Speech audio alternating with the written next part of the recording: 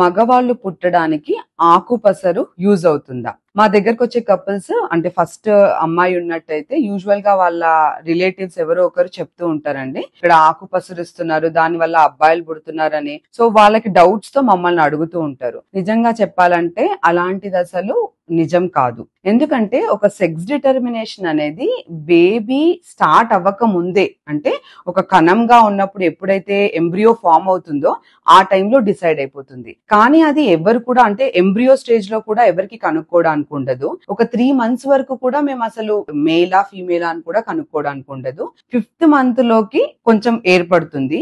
కాకపోతే ఈ పసర్లు చేయడం అంటే ఆకు పసరుతోని చేంజ్ అవ్వడం కానీ అలా జరగదు. అలా జరుగుంటే ఎన్నో అబ్నార్మాలిటీస్ కూడా ఇప్పటి వరకు మనకు బేబీస్ లో చూసుకోగలుగుతాము. ఇవి ఏంటంటే ఉట్టిగా ఫేక్ గా నమ్మడంతోని, లేదా ఎవరో అబ్బాయిలు పుట్టిన వాళ్ళే వచ్చి మేము తాగాం కాబట్టి పుట్టారని చెప్పడము, అమ్మాయి పుట్టిన వాళ్ళు చెప్పకపోవడం కూడా జరగొచ్చు. సో వీటిని బాగా గమనించుకోవాలి. ఇంకోటి ఆకుపసర్లు తీసుకోవడం వల్ల ఈ అబ్బాయి అమ్మాయి పక్కన పెడితే మీ హెల్త్ ఇష్యూస్ వచ్చే అవకాశాలు ఎక్కువగా ఉంటాయి.